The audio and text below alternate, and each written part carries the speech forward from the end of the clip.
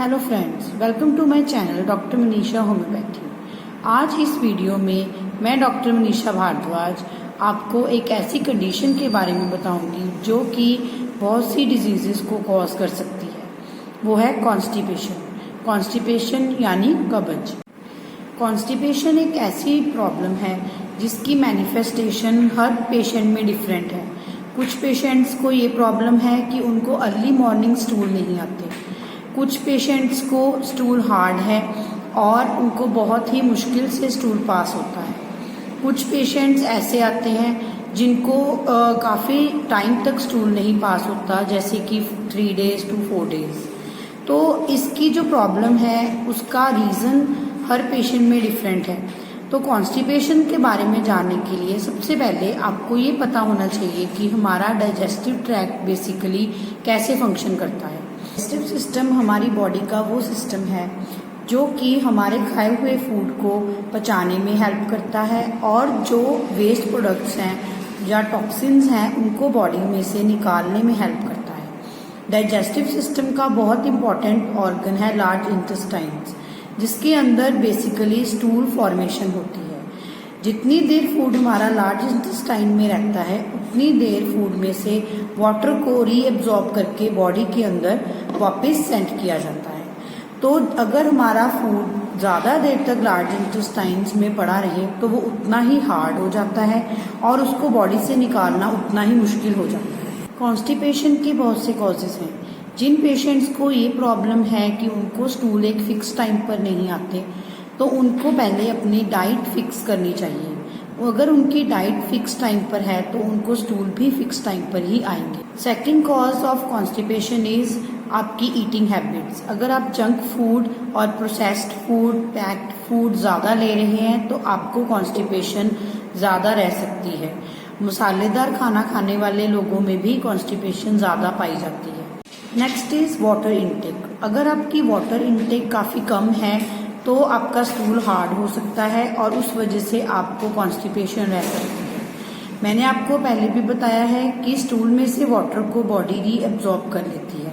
तो अगर आप पानी पहले ही कम पी रहे हैं तो आपको कॉन्स्टिपेशन होने के बहुत ज़्यादा चांसेस हैं। Next cause of constipation is low fibre in your diet. अगर आपकी डाइट में फाइबर की मात्रा कम है तो आपको कॉन्स्टिपेशन हो सकती है, क्योंकि फाइबर्स आपकी बॉडी में रफेज का काम करते हैं। अगर आपकी रफेज कम है तो वो आपकी बल्क स्टूल की कम हो जाएगी और वो उतनी ज़्यादा देर तक लार्ज इंटेस्टाइन में रहेंगे। जितनी ज़्यादा देर तक आपका स्टूल लार्ज इंटेस्टाइन तक में है उतना ही उसमें से वाटर रीअब्जॉर्ब हो जाएगा और वो हार्ड हो जाएगा। हार्ड होने की वजह से उसको एक्सपेल करना मुश्किल हो जाएगा बॉडी में। Next factor is sedentary lifestyle. जिन लोगों की लाइफस्टाइल सिडेंट्री है या फिर उनकी फिजिकल एक्टिविटी कम है, वो खाना खाते हैं और लेट जाते हैं, सो जाते हैं, तो उनकी डाइजेस्टिव प्रोसेस उतना ही स्लो हो जाता है और उनकी स्टूल फॉर्मेशन बहुत स्लो चलती है और स्टूल हार्ड हो जाता है, जिस वजह से उसको एक्सपेल करना मुश्किल हो जाता है।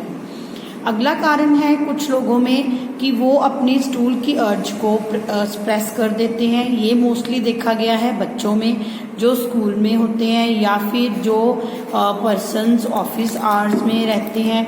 अगर उनको स्टूल की अर्ज आती है तो वो उसको सप्रेस कर देते हैं और फिर उनका स्टूल हार्ड होने लगता है। तो फ्रेंड्स, ये एक नेचुरल फिनोमिना है, इसको कभी भी इग्नोर नहीं करना चाहिए। नेक्स्ट कॉज इज जो पेशेंट्स एंटी डिप्रेसेंट्स लेते हैं या फिर और कोई स्टीरॉयड्स एक लंबे टाइम से ले रहे हैं, उनको भी कॉन्स्टिपेशन हो सकती है। जो फॉलिक एसिड सप्लीमेंट्स या कैल्शियम सप्लीमेंट्स हैं वो भी कॉन्स्टिपेशन कॉज करते हैं। अगला कारण है प्रेगनेंसी, लेकिन ये एक टेम्पररी कारण है। प्रेगनेंसी में काफ़ी लेडीज़ को कॉन्स्टिपेशन हो सकती है क्योंकि यूट्रस के साइज इंक्रीज होने की वजह से उनकी बॉवल्स पर प्रेशर पड़ता है, जिससे कि उनकी स्टूल हार्ड हो जाती है और उनको कॉन्स्टिपेशन रह सकती है। अगला कारण है जिन पेशेंट्स को रेगुलर में ट्रैवल हिस्ट्री रहती है, जिनका ट्रैवल का काम है या उनको बार बार सफ़र करना पड़ता है जिससे कि उनकी ईटिंग टाइमिंग्स नहीं है, इसीलिए उनके स्टूल के टाइमिंग्स भी नहीं है, तो वो भी कॉन्स्टिपेशन का शिकार हो सकते हैं। अब बात करते हैं उन हार्मफुल कंडीशंस की जो कॉन्स्टिपेशन की वजह से आपको हो सकती हैं। सबसे इम्पॉर्टेंट है पाइल्स यानी कि बवासीर। जिन पेशेंट्स को क्रॉनिक कॉन्स्टिपेशन रहती है उनको स्टूल के टाइम पर ब्लीडिंग हो सकती है या फिर उनकी म्यूकस मेम्ब्रेन्स रेक्टम की रप्चर हो सकती है जो कि पाइल्स कॉज करती है। अगला है फिशर्स होते हैं जो कट लग जाते हैं एनस पर, वो भी हार्ड स्टूल होने की वजह से या ज़्यादा जोर लगाने की वजह से हो सकते हैं। नेक्स्ट इज फिस्टुला भी एक बहुत ही हार्मफुल कंडीशन है जो हार्ड स्टूल होने की वजह से कॉज होती है। अगला है अगर आपकी स्टूल बहुत ज़्यादा हार्ड हो गई है और स्टक हो गई है तो उसे फिजिकली या मैनुअली रिमूव करना पड़ सकता है। ये हैं कुछ इफ़ेक्ट्स जो कि कॉन्स्टिपेशन की वजह से हो सकते हैं। तो फ्रेंड्स, कॉन्स्टिपेशन एक ऐसी कंडीशन है जिसे ट्रीट करने से बेटर है कि आप इसे प्रिवेंट करें। कॉन्स्टिपेशन को प्रिवेंट करने के लिए आपको अपनी डाइट फैक्टर्स का बहुत ध्यान रखना चाहिए। सबसे पहले आपको अपनी डाइट में वेजिटेबल्स और फ्रूट्स की क्वांटिटी इंक्रीज करनी चाहिए। मेरे काफ़ी पेशेंट्स हैं जिनको मैंने ऐसी स्मूदीज़ प्रिस्क्राइब की हैं या उनको बताई हैं जो आप इजीली घर पे बना सकते हैं और वो बहुत ही हेल्दी रहती हैं और टेस्टी भी रहती हैं, जिससे कि आप अपनी कॉन्स्टिपेशन को भी रिमूव कर सकते हैं। सेकेंड इज़ आप अपनी वाटर इनटेक को बढ़ाइए। आपको दिन में कम से कम 8 से 10 ग्लास पानी पीने ही चाहिए अगर आप अपनी कॉन्स्टिपेशन को प्रिवेंट करना चाहते हैं। वाटर इनटेक से आपकी जो स्टूल है वो हार्ड नहीं होगी और उसको एक्सपेल करना भी इजी रहेगा। Next is physical activity. आपको दिन में कम से कम 60 मिनट्स की ब्रिस्क वॉक ज़रूर करनी चाहिए अगर आप कॉन्स्टिपेशन को प्रिवेंट करना चाहते हैं। अब बात करते हैं कॉन्स्टिपेशन की ट्रीटमेंट की। काफ़ी होम्योपैथिक मेडिसिन हैं जो कॉन्स्टिपेशन के लिए बहुत ही असरदार साबित हुई हैं, बहुत ही अच्छे रिजल्ट्स मिले हैं। होम्योपैथी में कॉन्स्टिपेशन का ट्रीटमेंट आपके कॉन्स्टिपेशन के कॉजेज और आपके सिम्टम्स पर डिपेंड करते हैं। अगर आपको कॉन्स्टिपेशन प्रेगनेंसी की वजह से है तो सीपिया मेडिसिन है जो कि बहुत ही असरदार है।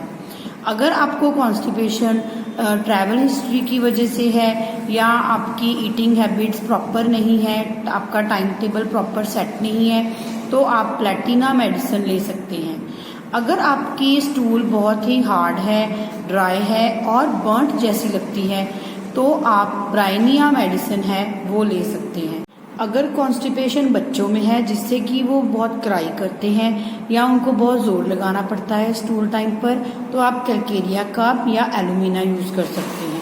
अगर आपको कॉन्स्टिपेशन एलोपैथिक मेडिसिन की वजह से है या स्टीरॉयड्स लेने की वजह से, सप्लीमेंट्स की वजह से है, तो आप नक्सवामी का यूज़ कर सकते हैं। ये हैं कुछ मेडिसिन्स जो कि आप कॉन्स्टिपेशन में यूज़ कर सकते हैं, लेकिन इनकी पोटेंसी आपकी कॉन्स्टिपेशन के रीज़न पर, आपकी हेल्थ पर, आपकी डाइट पर डिपेंड करती है। बेटर है कि आप एक होम्योपैथिक प्रैक्टिशनर से ही अपनी प्रिस्क्रिप्शन लें, क्योंकि हो सकता है आपकी मेडिसिन ठीक हो लेकिन अगर उसकी पोटेंसी सही नहीं है तो आपको वो इफ़ेक्टिव नहीं रहेगी। तो फ्रेंड्स, आशा करती हूँ आज आपकी कॉन्स्टिपेशन से रिलेटेड काफ़ी क्वेरीज़ का आपको आंसर मिला होगा। अगर आपकी और भी कोई क्वेरीज़ हैं तो आप मुझे कमेंट सेक्शन में लिख सकते हैं। Thank you so much.